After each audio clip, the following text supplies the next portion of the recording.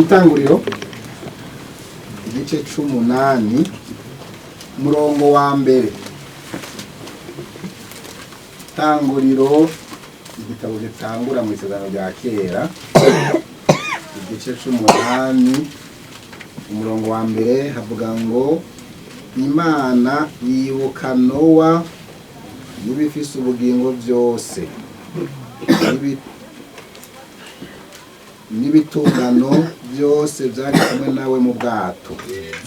Imana ihuhisha umuyaga ku isi, amazi atanga kugabanuka, amasoko y'ikuzimu arazibigwa, n'ingomero zo mu ijuru ziragomegwa, imvura iva mu ijuru, irabogozwa, amazi agenda ahoka ku isi ubudasiba.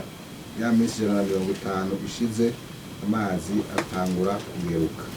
Ngomba ijambo rivuga ngo Imana yibuka nde? Imana yibuka katufate Nowa cyane kuko niwe yari umuntu ukomeye. Imana yibuka Nowa. Igice ca mbere ca Samueli wa mbere umurongo wa 19. Samueli wa mbere isezerano rya kera naho nyene urupapuro 311 isezerano rya kera Samueli wa mbere igice ca mbere umurongo wa 19. ngo bukeye barazinduka baje imbere y'Uhoraho barasenga, bahejeje barataha basubira iwabo i Rama. Maze Rukana ararira hamwe n'umugore wiwe. Uhoraho akora iko afise Bibiliya. Uhoraho aramwibuka. Igihe kiragera Hanasamina abyara umwana w'umuhungu amwita Samweli, ati kuko namusavye Uhoraho. Ijambo nagomba ngo dufate ijambo ryo kwibuka n'Uhoraho. Imana iribuka abantu bayo, Uhoraho aribuka abantu bayo. Rero twasomye ngo Uhoraho yibuka Nowa. Suko yari yaramwibagiye, ariko nuko arigeze igihe ciwe cuko atarabo. Yibuka Nowa, yibuka ibiri mu bwato. Aba bantu bari mu bwato maze y'iminsi ngo abana bakureyo, irabibuka. Hana yari umugore umwe agira kabiri witwa Rukana. Yararonse umwana, yararonse ibyara. Kandi uwo Hana yari mu bihe bigoye kuko yarakengerewe, acunaguzwa, bamutwenga, mwene w'abamutwenga kuko atari yararonse. Arababara, aja mu rusengero atabaza Imana, arasenga, amwaka umuntu asenga arira, bati ujya mugore araborewe. Nawe yifite umubabaro, mugagira amahigwe, umubabaro wacaga kubwira Imana. Abwira Imana amagorwa yiwe, aja mu rusengero aririrayo. Yaja kuririra abantu, aja kuririra Uhoraho. Biravuze ngo Uhoraho arakora iki? Imana ishimwe. Imana ishimwe. Uhoraho aramwibuka, arabona amagorwa arimwo, arabona umubabaro arimwo, arabona ibihe by'agacokoro arimwo. Iramwitegereza ngo Uhoraho aramwibuka. Uhoraho aramwibuka, uzokwamurarira ibihe byose. Imana iramwibuka, Uhoraho aramwibuka. Abanyaruzibazi, mbega Uhoraho ashobora kwibuka nawe? Uhoraho yabibutse. Amen. Uhoraho yibutse abanyaruzibazi. Uhoraho arabibutse. Amen. Bane mu ndari, Uhoraho arabibutse. Uhoraho arabazi. Urumvaga abana nawe ndo batutu Uhoraho aratuzi, yatwibutse. Haleluya. Uhoraho yatwibutse. Mama mukuze Turaratwibutse. Uhoraho aramwibuka n'umusoro wawe yatwibutse. Ibibazo urimo ntabyo nzi, ariko ibijya Imana imbere ngaha nyine nicaye ngaha uraratwibutse. Haleluya. Uraratwibutse. Murabyumva? Yera Mesiya. Murabyumva? Urahakoze iki? Aratwibutse. Imana ishimwe.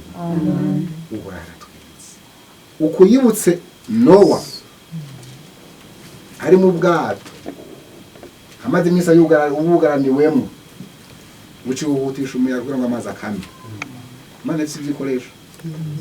Umuyaga niyo yakoresheje ngo awuhutisha amazi, ikigomero ingomero zamaze gukora ati garukira ngaha, nawe umuyaga huhuta amazi nagende nakame, abantu banje bave mu bwato. Urayakoze iki?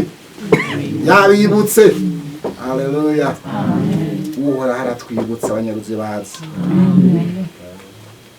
Amen. Atwibutse gute? Giye kudukorera iki? Mumbatse ico gusa numvise Imana mbaye ngo atwibutse. Uhoraho aratwibutse. Tuyihe imitima yo tuyizigire. Naye muti byizigiro. Uhoraho arakoze iki? Aratwibutse. Amen. Ivyo maze mu iminsi ako gatwengo kugucirwa kwiteka, ivyo byose maze mu iminsi Uhoraho akwibutse. Amen. Haleluya. Amen. Aratwibutse. Tuyihe imitima rero tumuhe ikibanza twumve icyo adutumiyeko, duhe umwanya wo kuza tubwira ijambo ry'Imana. Imana iratwibutse. Haleluya. Dusengera abakozi kuko nawe ugura umutima Imana no muri bya bintu wizere. Urakoze iki? Aratwibutse. Amen. Haleluya. Aratwibutse. Arakwibutse.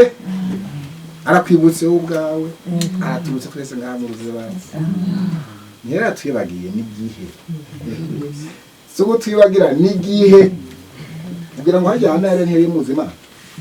Ntazi ko amuzivyinde, se rya muzivyinde biva ngo ni Imana yari yamuzivyinde nyine.